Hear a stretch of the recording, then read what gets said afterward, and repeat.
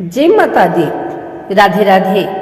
आइए सुनते हैं मासिक दुर्गा अष्टमी की व्रत कथा।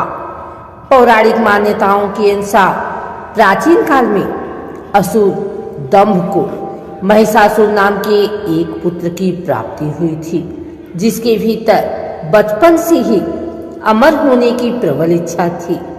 अपनी इच्छा की पूर्ति के लिए उसने अमर होने का वरदान हासिल करने के लिए ब्रह्मा जी की घोर तपस्या आरंभ की।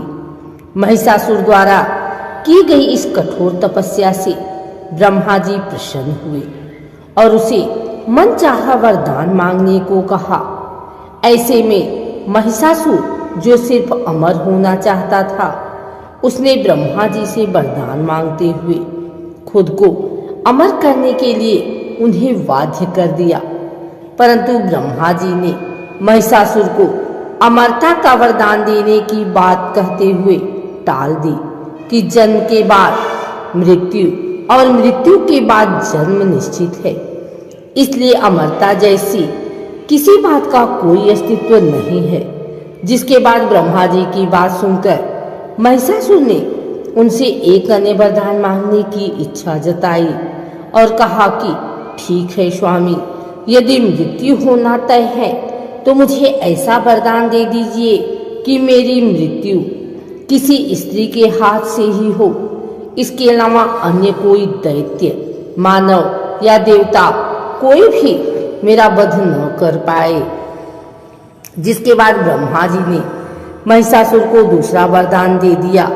ब्रह्मा जी द्वारा वरदान प्राप्त करते ही महिषासुर अहंकार से अंधा हो गया और इसके साथ ही बढ़ गया उसका अन्याय। मौत के भय से मुक्त होकर उसने अपनी सेना के साथ पृथ्वी लोक पर आक्रमण कर दिया। इससे धरती पर चारों तरफ से तबाही मच गई। उसके बल के आगे समस्त जीवों और प्राणियों को नतमस्तक होना ही पड़ा। जिसके बाद पृथ्वी और पाताल को अपने अधीन करने के बाद अहंकारी महिषासुर ने इंद्रलोक पर भी आक्रमण कर दिया, जिसमें उन्होंने इंद्रदेव को पराजित कर स्वर्ग पर भी कब्जा कर लिया। महिषासुर से परेशान होकर सभी देवी देवता त्रिदेवों अर्थात महादेव, ब्रह्मा और विष्णु के पास सहायता मांगने पहुंचे। इस पर विष्णु जी ने उसके अंत के लिए देवी शक्ति के निर्माण की सलाह दी। जिसके बाद सभी देवताओं ने मिलकर देवी शक्ति को सहायता के लिए पुकारा और इस पुकार को सुनकर सभी देवताओं के शरीर में से निकले तेज ने एक अत्यंत खूबसूरत सुंदरी का निर्माण किया। उसी तेज से निकली माँ आदिशक्ति, जिसके रूप और तेज से सभी देवता भी आश्चर्यचकित हो गए। त्रिदेवों की मदद से निर्मित हुई देवी दुर्गा को हिमवान ने सवारी के लिए सिंह दिया और इसी प्रकार वहां मौजूद सभी देवी देवताओं ने माँ दुर्गा को अपने एक एक अस्त्र शस्त्र सौंपे और इस तरह स्वर्ग में देवी दुर्गा को इस समस्या हेतु तैयार किया गया। माना जाता है कि देवी का अत्यंत सुंदर रूप देखकर महिषासुर उनके प्रति बहुत आकर्षित होने लगा और उसने अपने एक दूत के जरिए देवी माँ के पास विवाह का प्रस्ताव तक पहुंचाया। अहंकारी महिषासुर की इस ओछी हरकत ने देवी भगवती को अत्यधिक क्रोधित कर दिया।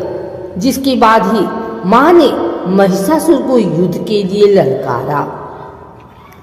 माँ दुर्गा से युद्ध की ललकार सुनकर ब्रह्मा जी से मिले वरदान के अहंकार में अंधी हो चुके महिषासुर उनसे युद्ध करने के लिए तैयार भी हो गया।